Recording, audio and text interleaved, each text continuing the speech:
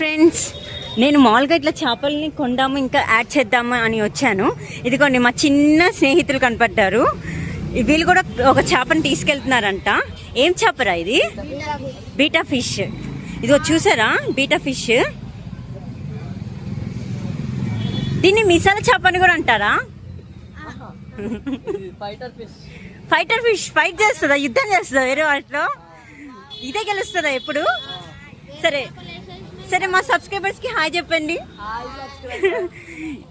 మీ పేరే చెప్పండి.